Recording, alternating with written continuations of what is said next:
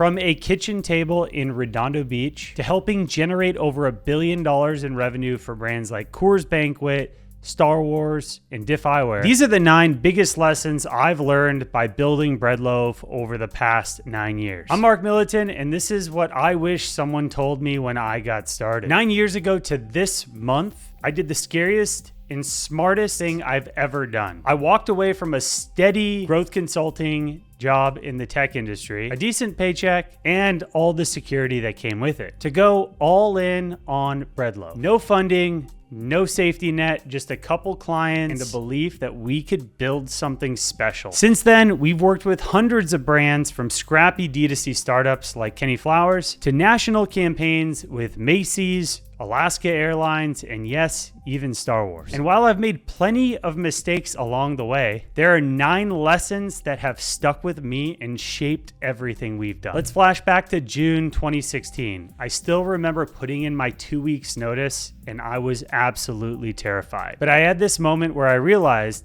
I was already making more money from my agency than with my 9 to 5. So what was I really scared of? The truth is, most people wait too long to bet on themselves. I didn't have it all figured out, but I'd regret it if I didn't at least try. So when it comes to lesson number 1, I have to say, take the leap even when you're scared. Trust me, it's all gonna work out at the end of the day. Now let's get into lesson number 2. You can't do it all yourself. In 2017, I hired my first employee, and it was an absolute game changer. It was the moment I stopped being a freelancer and started becoming a real business. I stepped out of the day-to-day fulfillment and started focusing on growth. If you're trying to do it all, you're the bottleneck. Let go to grow. Let's get into lesson number 3. Partnerships are like relationships. Some don't last forever. In 2018, I brought on a partner. We rebranded from Davos to Bread Loaf. It felt like a fresh start, and for a while, it worked. It was great. We actually had a really great relationship. We got an office in Santa Ana, California, and things were really starting to take off. We hired an in-house team, and we really started to forge the payment for what I thought was going to be the future of Bread Loaf. But 2 years later, the partnership went south, and the partnership ultimately ended. I'm not going to get into it, but at the end of the day, partnerships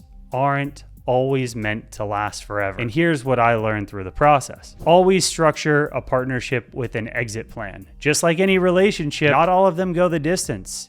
And that's okay. You can still respect the chapter and know when it's time to turn the page. Now, lesson number 4, this one's one of my favorite, and it's always do the right thing. There have been moments in business when a client relationship is rocky, and I could have fought to keep the retainer and the contract that we have in place, but instead, I just let it go amicably. Why? Because your reputation matters more than short-term revenue. Doing the right thing is rarely easy, but it's always worth it. And in the long game, it always pays off. Now let's get into lesson number 5. One bad client can absolutely destroy your whole team. This has been a tough pill to swallow, and I still feel like I have some scab wounds from knives being drawn into my back by terrible clients that have worked their way into our business over the years. I've seen it firsthand. One toxic client, unrealistic expectations, constantly undermining your team. That one client can ruin morale, kill productivity, and cause your best people to leave. It's not worth it. Protect your team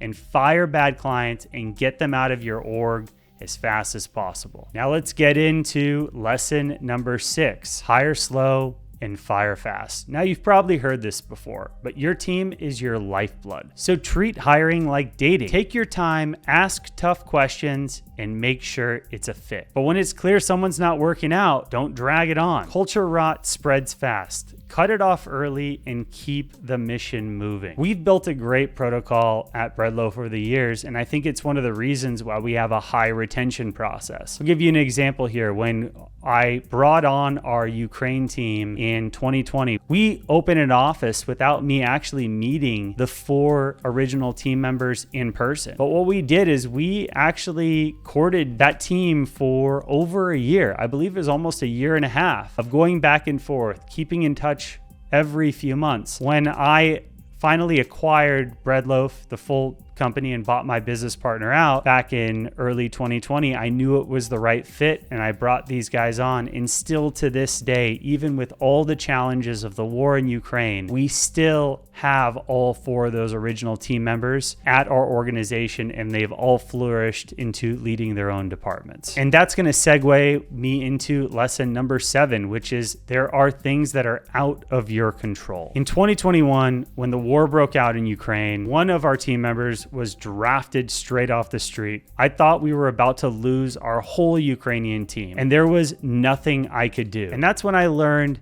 you can prepare, you can plan, but sometimes life just hits. And during these times, you got to stay calm, you got to pivot fast and weather the storm. Leadership isn't about avoiding chaos, it's about staying centered in it. And through this process, I've learned with anything that you can't control, there's external factors in your business that are going to try to bring you down. It's going to try to threaten you. The number one thing you can do during these times is to have faith that it's all going to work out. And now, lesson number 8, profit first, always, in all ways. If you're a bootstrap founder, there is truly only one metric that really matters in your business, and that is profit. Revenue is super sexy. Headcount makes headlines, but if you're not taking home cash, you're not building a business. You're building a busy hobby. Profit is what lets you reinvest. It lets you sleep well at night, and it lets you survive downturns. And the final lesson from 9 years in business at Bread Loaf is big things happen over long horizons. Here's the truth. Everyone wants a 7-figure agency in 6 months, but real growth, it's not linear and it takes years. We've been in business for over 9 years now, and honestly, I feel like we're just getting started. If you think long-term, play long-term, act long-term,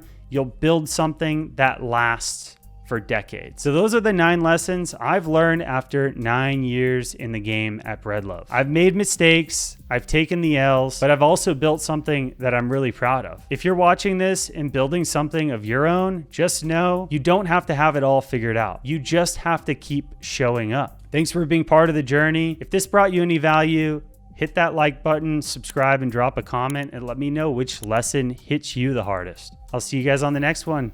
Love you guys. Peace.